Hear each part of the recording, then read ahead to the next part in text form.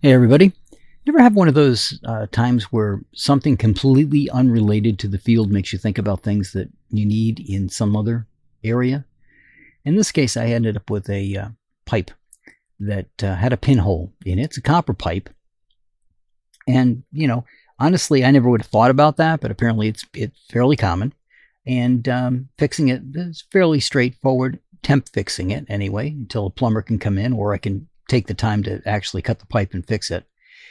But it made me think about what are good things to have around the house. Well, let's extend that. What are good things to have if you're a photographer? So let's talk about the must-haves as a photographer.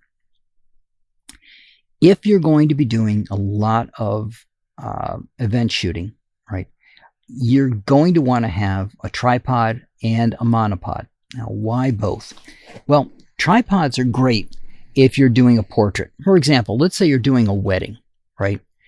You can get the camera put where you want it to be on the tripod, all ready to go, and make sure, another must-have, is that you have it anchored.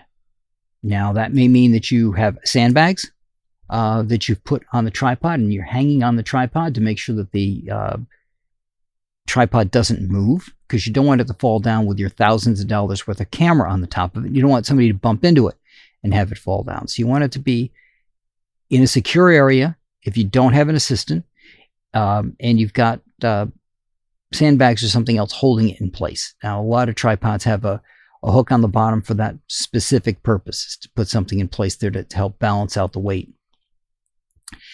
Having a tripod means that you can now, once you have it framed where you want people to be, now you can go up to them as opposed to yelling at them from the camera and position them where you want them to be, how you want them to look, where you want their faces to be, where you want their eyes to be.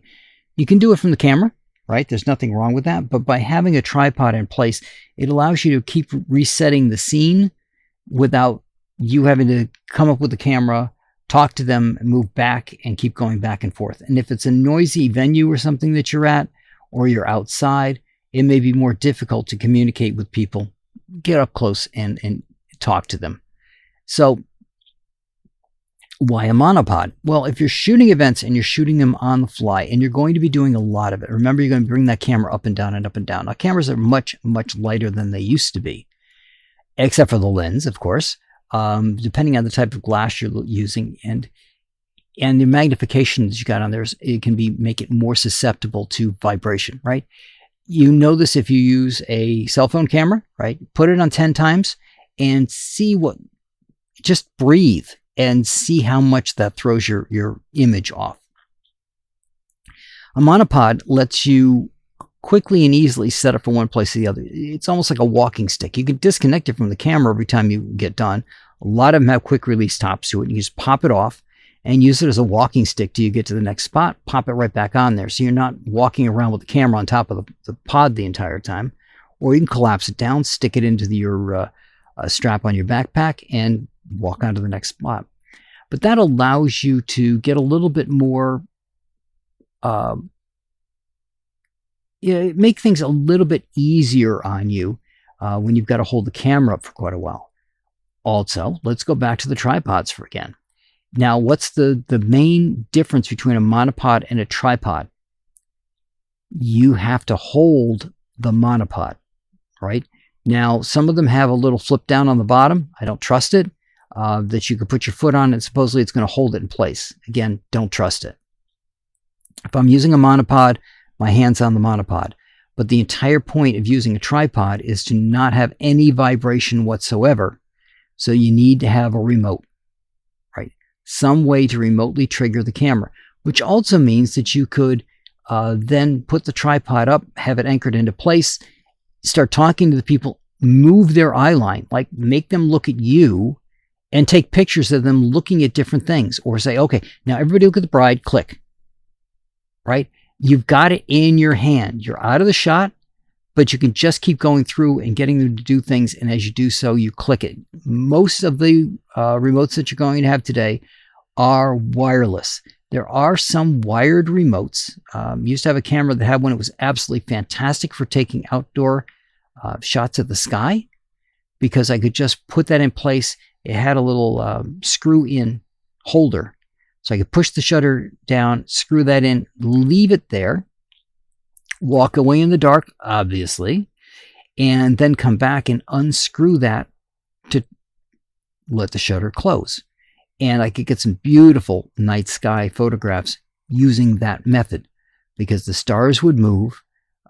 Beautiful clear night, camera pointed upwards, and you get these wonderful curved lights from the stars moving as the Earth rotates. So we've talked about so far having to have a remote, having to have a monopod, a tripod, and some way to weight down your tripod. Same goes if you use lighting, indoor or outdoor. You want to have some way of mounting that down, locking that down so that it can't get bumped, right? Even if you bump into it or somebody else bumps into it, it's not going to fall over because you've got the bags of weight on them to hold it in place. Now, again, some of these things are going to be a lot easier if you've got an assistant, because if you have an assistant, they can just stand by the light. But if you've got a couple of lights, still nice to have an assistant who can help you grab those bags and put them down. Lens caps. I have had the issue with the lens cap not clicking into place and not noticing it and then not finding the lens cap. Now they make little stick-ons that are okay. They're not great, but they are something. And you can put that on the lens cap, and it usually has a band of some kind that comes off of it or a string that comes off of it. And you can attach that to your camera so that when you take the cap off, it's still attached to the camera or it's attached to you so that you don't lose it. Now, you might want to use something a little better than the glue that's underneath the little cover on those stick-ons. They can fall off, but I've had pretty good luck with one of the ones that I have. The other one was just kicking around the bottom of the bag. It kept an extra lens cap in the bag with a strap on it, and that one actually came apart. So your mileage may vary on those, and keep an eye on that. And if it's not, use a little crazy glue or something underneath there to make sure that it stays in place. In this case, it wasn't that the sticker came off of the strap. The sticker came off of the lens cap. So make sure your lens caps are, use a little alcohol and everything to wipe it down to make sure it's clean before you try to attach this device in place. And again, you're doing it so that you don't lose your lens cap. Extra batteries, right? We talked about some basic things here, but what about the non-basic stuff? Extra batteries, right? Extra SD cards in case your SD card has a problem. A lot of cameras today, not all of them, but a lot of cameras have a way of you having a backup by having two cards in there. There's a caveat to them. Now, I've got a Canon R5. It has two different types. It's got a normal SD card and it's got a CF Express. If I record video, it only goes to the Express card, not to the SD, because it can't write to the SD card fast enough. Now, CF Express cards have a flaw. They get hot fast. And if you know anything about electronics, having things get heated up too much degrades their performance. So while the SD card will heat up a little bit, it doesn't come anywhere close to what the transfer speeds on a CF Express card transfer at. When you put it into your reader for your computer, just after you've read everything off of it, gently touch the card and you'll see exactly what I mean about the temperature. For me, when I'm done with it in the reader and I eject it, I pull it out of the reader just a little bit and let it sit there and let the heat dissipate in a controlled manner, as opposed to like putting it back in the camera where it's not going to dissipate at all, or the shock of it being touching my fingers directly, not just to my fingers, but a faster cool down to the card. So I try to make that cool down on its own schedule and be a little bit better with that. And then there's the non-photography stuff. Make sure you got water. right? You're going to be outside. Make sure you've got a way to have water. Make sure you've got a way to carry that water, right? Make sure that there's a way for you to stay hydrated, that you can carry the water. Snacks might be a good idea too. Make sure your blood sugar's at the right level, right? Something small that you're carrying around. Just imagine that you're running a marathon, because some of these events are going to be exactly like that. And if you're going to be running a marathon, and with the heat being what it is lately, it's 80 plus degrees here today as I record this, and it's June. Keep in mind what that's going to take. Also, keep in mind that while it's 80 degrees today, here it's supposed to be down in the 40s in a couple of days at night. So keep that in mind. What other things do you need to have with you? Having something to keep your energy level up, especially if it's cold outside and you've got to bundle up, your body's burning a little bit more for that, or you're battling the heat. Make sure you've got ways of keeping yourself hydrated. So what other things would you guys have in your must-haves? We talked about ways of anchoring, lamps, and tripods,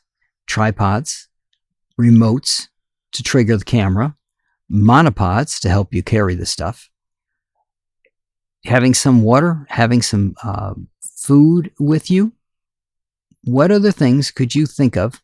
And the lens cap protectors and ways of keeping them from going away, and replacements for your memory cards. What other things can you think of? Things like the batteries that we talked about that are the more traditional stuff like the cards are, to the less traditional stuff, the stuff that you might not think about having in your kit. And when it comes to things like monopods and tripods, monopods don't skimp. Absolutely don't skimp. Tripods, you can get away with some of the less expensive ones. I would recommend against them, having used both. I used a $35 tripod and it worked great for a while. It started to degrade a little bit, especially around the heads. The biggest thing that I noticed was around the heads itself. The legs still popped in and out without any trouble at all, but the heads start to degrade a little bit and the weight of the camera starts to pull down on those.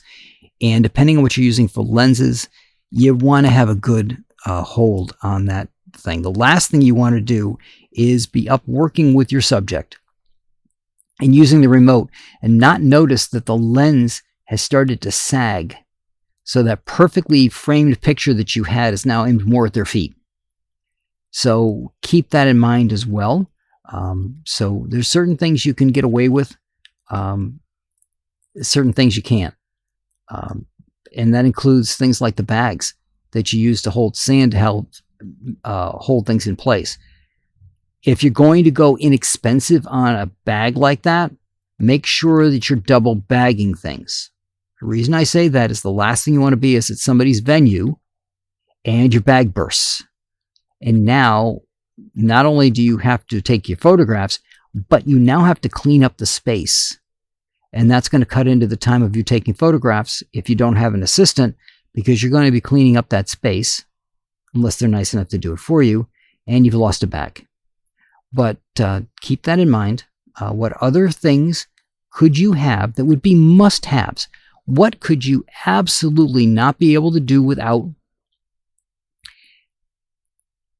And what are the things that are just there for safety, like these bags? Anchoring things down is a purely safety thing. Make sure you don't damage your camera, but more importantly, make sure that doesn't fall on somebody. Make sure your lighting system doesn't fall on the bride, for example, or the camera doesn't fall and smash its lens against the groom's foot. Make sure that you've got everything covered that you need, and make sure that you have your must-haves list. And the other must-have that you must absolutely have, I don't care if you're a drone photographer, I don't care if you're a straight camera photographer, always, always, always have a checklist. And make sure you work that checklist every single time. Now with drones, it's obviously a safety checklist of the drone itself to make sure that everything's working correctly before you put her up. But the same thing here. What are your must-haves? What do you always have to have in that kit put it on the kit. Make sure that you have a fresh copy on there with everything unchecked. And before you pack that kit up, before you get in the car with that kit, open it up, check off every one of those items on that checklist to make sure you got it. And that's what I got for you guys this week. I will talk to you all next week.